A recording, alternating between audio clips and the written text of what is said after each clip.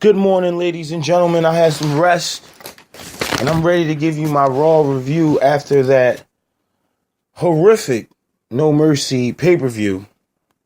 Towards the tail end, anyway.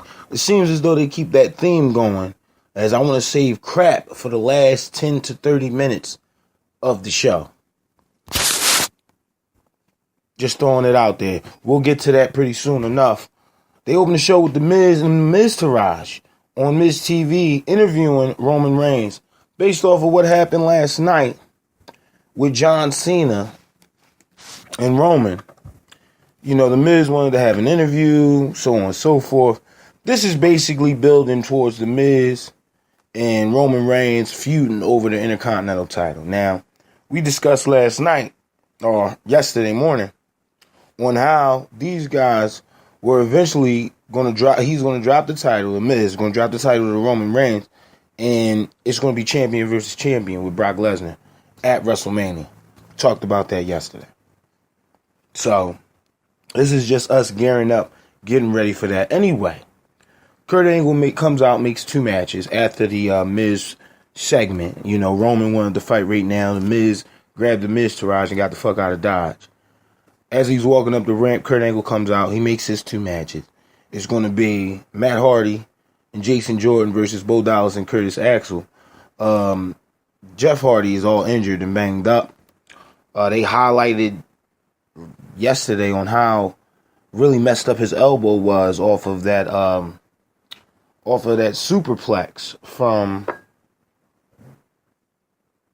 superplex they gave to, I think it was The Miz, somebody from The Miz Taraj. It was like 3 to 5 guys. You know how they go for the super spot out of the corner. So, with that being said, The Miz and Bo Dallas and Curtis Axel, The Miz Taraj versus Matt Hardy was the next match. Of course, Matt Hardy picks up the win for his team, Jason Jordan. You had Jeff on the outside. They highlighted how Jeff injured himself. So, go back and check that out if you guys missed it. Elias Sampson. Hold on. Now, Elias Sampson versus Apollo Crews. They're not doing anything with Apollo Crews.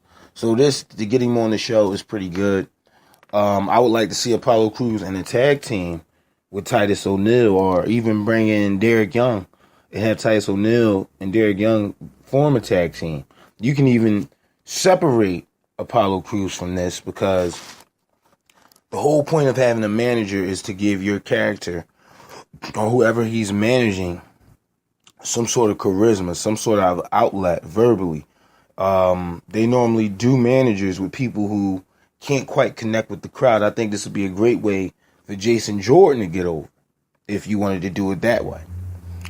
Yeah, you could be doing something else with Apollo Crews. Like I said, we're getting closer and closer to WrestleMania season, so I don't see him grabbing the title just yet, or any title for that matter. Send him back to SmackDown and see what they can do with him.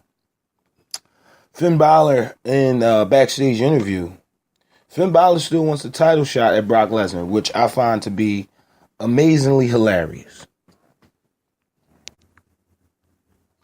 Sitting high off his win against Bray Wyatt, Finn Balor is throwing down the gauntlet towards Brock Lesnar. So we'll see what comes of it. Me personally, I'm a big fan of Finn Balor. I want him to beat somebody for any title. You know, for all this, you might as well put Finn Balor in the cruiserweights, because you're not using him as a mid-card or even a main event guy, which he should be. So, again, Dean Ambrose. Okay, let me tell you about Dean Ambrose. Dean Ambrose is a clown, but he's a clown. Okay, you got Curtis Hawking in the middle of the ring talking about his losing streak and how that shit ends the night. Out comes Braun. Braun chases him damn near around the arena, catches him near the top of the rampway, winds up throwing him through the Tigertron. Okay. Now, okay, fuck that. Braun just murdered some guy. And then you got this clown, Dean Ambrose, after Bryan goes back in the ring and asks for compensation. You got this clown comes out saying that he wants to fight Dean Ambrose. Dean Ambrose wants to fight Braun Strowman. Of course, Dean Ambrose steps up to Braun. Braun makes short work of Dean. Dean's still injured, heavily wrapped up on his shoulder with that great match between Death and the Bar. If you don't know who Death and the Bar is, go back and watch the preview episode and I explain everything thoroughly. That goes into a backstage segment with Enzo Amore and Kurt Angle. Enzo would like to have a celebration for him winning the championship. Kurt Angle goes and tells him that you did it in dirty tactics, and I don't think you deserve a celebration the way you won it. Not Dean. Enzo and Kurt argue this a little bit. Kurt winds up giving him the celebration. And, Enzo's like, all right, bet, so on and so forth.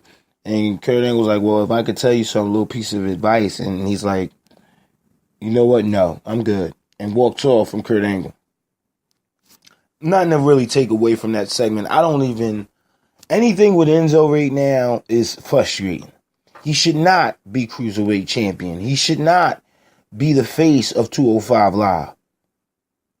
But we'll get into that a little bit later. You get another backstage segment with Seth Rollins and Dean Ambrose. Seth is trying to figure out why did Dean go back there and fight Braun Strowman. And he was like, I'm a little unpredictable. Sometimes I don't, I like to test my limits against bigger and better, maybe better athletes. And, Seth Rollins is like, man, that's fucking crazy. I wouldn't have did that. He's like, you think too much. Maybe sometimes you need to live on the edge and just go with the moment. Seth Rollins like, you know what? I'm going to challenge Braun next week because I'm going up against Sheamus tonight. So, again, I don't know how they're going to book this, how they're going to go about this Braun Sheamus thing. But Braun and Seth Rollins, I want to see this match. I think this would be a great match. I think this would be a better match to showcase the athleticism of a Seth Rollins. Okay? All depends on how you book it. Now you have backstage segment with Alexa Bliss, in-ring segment with Alexa Bliss and Mickie James. Alexa Bliss wants to be regarded as the goddess, of course. Why shouldn't she be? She beat four other women to retain her title, and only thing she said, she woke up on social media and everybody was harassing her on how she doesn't deserve to be champion. Now, out comes Mickie James, which I stated they haven't used Mickie James at all. She comes out. Alexa Bliss says, you know what? I brought you back in, but I'm here to tell you, just a little too old to be fighting for the title. Mickie James says that she's a 6-time women's champion, and she knows who she is. She knows who she is in this world, and it's time for you to learn a lesson in that. And pretty much the challenge has been thrown down. She winds up slapping Alexa Bliss, and Alexa Bliss walks away. I'm excited to see this match. I think Mickie James should have the women's championship on her, the women's championship around her waist one more time.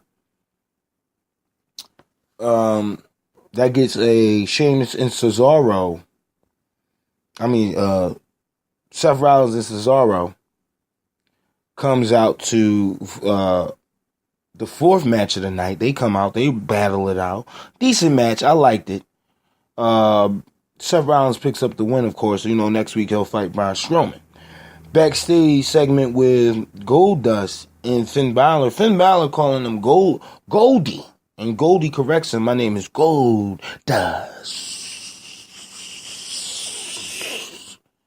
So, after being corrected by Finn Balor, he goes on to say that you keep your enemies close and you keep your friends close and your enemies even closer. So now, we're going to pause right there.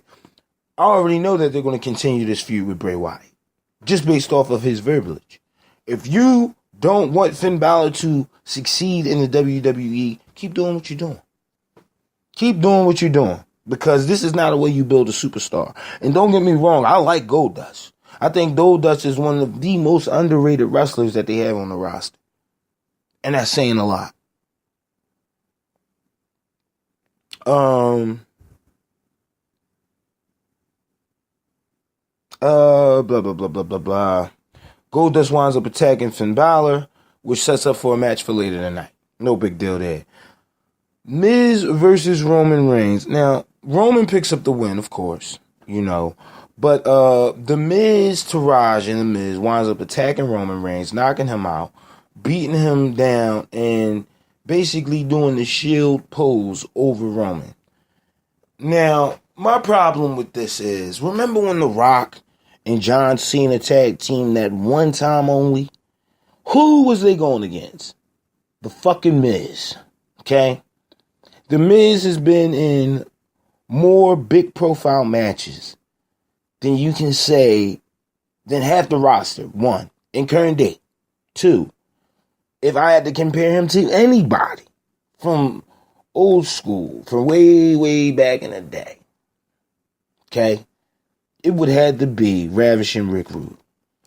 The Miz is that branded of that type of superstar where you can take the Miz and use him in multiple avenues. Now, do I consider using the Miz versus the Shield? No.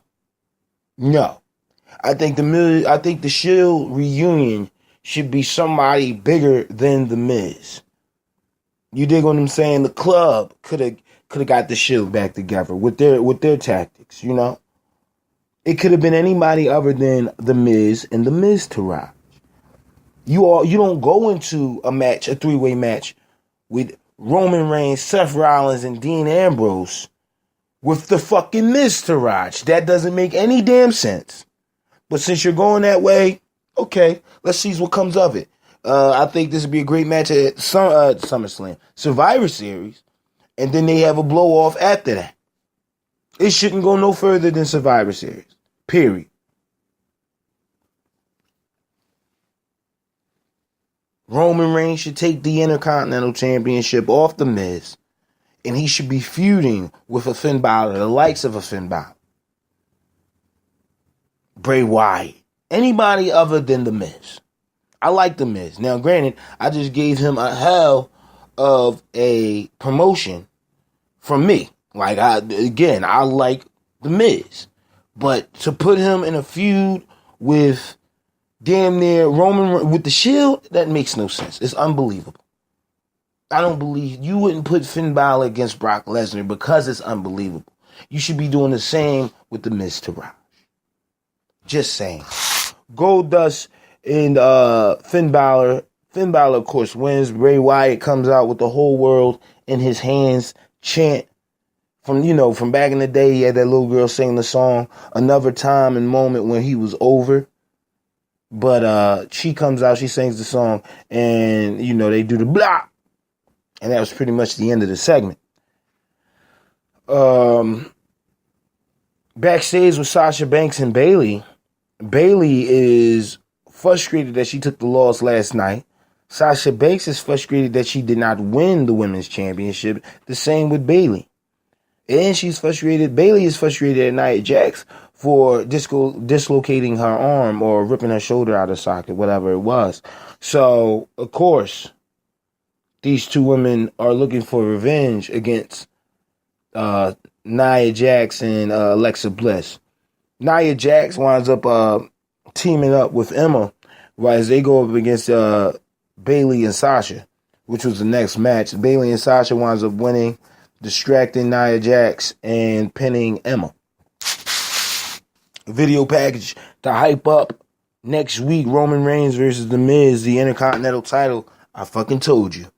Anyway, moving on. Then you have the celebration from Enzo Amore. Now, they brought out all the cruiserweights, and I'm just looking at the fucking raw talent that they have on that stage. The likes of TJP, Cedric Alexander, okay? Noah Imdar, Gentleman Jack Gallagher's, okay? Grand Metalik, Tony Nese. Just everybody from the cruiserweights was out there. Enzo cuts a heel promo. Literally a heel promo. And I'm supposed to get behind him being a babyface. When Neville came out, I thought Neville, this is where we